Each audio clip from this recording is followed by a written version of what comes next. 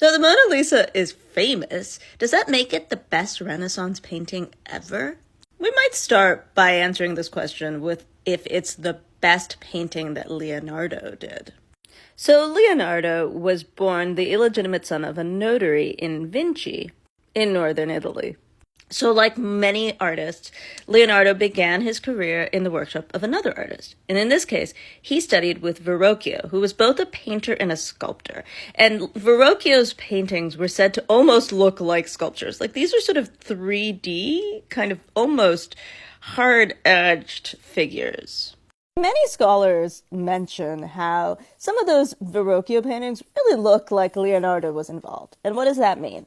Let's take this painting, The Baptism of Christ. Here is Christ's cousin who's baptizing him. And if you look at the cousin, he looks like he is chiseled. And his hair even is, every hair looks like it's created out of almost metal, just really sharp edges. And then there's two angels over here, and their hair is fuzzy. Sure, that could be a style choice. Like Verrocchio could have decided angels deserve frizzy hair. Or, more likely, it was probably Leonardo who was coming into his own style, and he is known for what's called sfumato, basically fuzzy edges to things, making things look almost ethereal. And that was a style choice that he would keep throughout his career. So here you see that angel, and here you see a figure from his painting, The Virgin of the Rocks. And you see, not only does that figure have sfumato, but all of the figures have fuzzy edges. Even the background, instead of being crisp like the backgrounds of Verrocchio, are kind of blurry. And this was all a style choice because it made it almost mesmerizing. Any artist working in the Renaissance went where the money was. And so Leonardo did do commissions, like this one, which was a commission for a church in Milan. And many, many religious sites were giving commissions during the Renaissance for art that was used for liturgical purposes or art that would highlight religious images or religious doctrine. So in this case, this painting is in honor of the Immaculate Conception.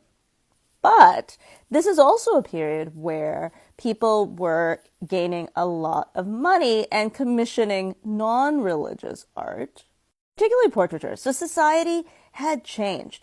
People were becoming more urban. We're moving away from the sort of agrarian society where wealth can only increase to a certain level. We're moving to what was the new uber wealthy in cities, often because of trade or banking. And when you decide that you have made it, you decide, hey, I want everyone to see that I've made it. And that's really what's going behind these portraits. So here is one of my favorite Leonardos, The Lady with the Ermine. And here is one that many scholars say is the best Leonardo. This is the portrait of Ginevra de' Benci, whose husband was friends with Leonardo's father. And a recent book has posited that her husband owned Leonardo's mother. So why do scholars say this is so much better than the Mona Lisa? Well, there's a couple things. One, this has lived a much better life after being painted. It hasn't been over-cleaned. So all of the fine details that Leonardo would have put at the top layer, those last blurry edges, are still on the surface of this painting. Whereas the Mona Lisa has certainly been cleaned, perhaps over-cleaned. And so all of those final details have been cleaned off. So this is probably not how it looked. Most famously, she probably had a little bit more eyebrow. Certainly like bushy eyebrows were not in the Renaissance, but some level of eyebrow would have been in. The other thing that people note about this is that the background has a lot of mesmerizing details. So if you look in the far background, there's those elements of water and the reflection in the water, and that brings your eye back to her bodice. So the artist is creating a composition that makes your eye go all the way around. And don't forget, these are not candids. These are well-planned images where every element has been chosen and put there for a reason. So why isn't this one as famous as the Mona Lisa? Well, that actually has nothing to do probably with the quality of one versus the other. It is that the Mona Lisa had been stolen at the beginning of the 20th century, and it became a news sensation. It was right around the time of mass photography and news and a change in society where more and more people could get global news. And so all of a sudden, everyone was talking about the Mona Lisa. It was found, by the way, and it went back to the Louvre, but it meant that many, many people knew about it. And half of why an artwork is famous is because people can recognize it. Well, we've seen Leonardo portraits. We've seen 3 of them. Would you say this is the best of those? I already said that in the Renaissance, people were making portraits like nobody's business.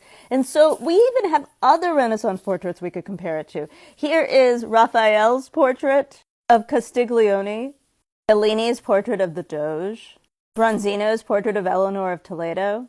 And I've only shown you Italian Renaissance artists. We could even go to Northern Renaissance artists, like Hans Holbein's portrait of Anne of Cleves.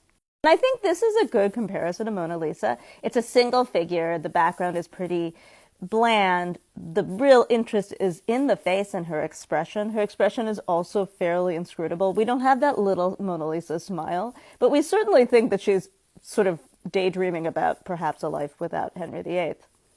Now, I will say that there is that little smile does give it a sort of je ne sais quoi, but I also would argue that you see that because you've seen this painting a million times. And so our perception that this might be the best painting of the Renaissance, or so incredibly famous and more, worth seeing, more worth clogging the Louvre than any of the other paintings I showed you, is largely because we have gotten used to this one. And the idea of the best painting is somewhat unuseful. You should instead think that there was a variety of artworks that were happening in the Renaissance, religious and secular. Of the secular ones, there was a lot of portraits. Of the portraits, there was a lot of different styles. And Leonardo was definitely masterful, but he was not alone in being masterful about painting.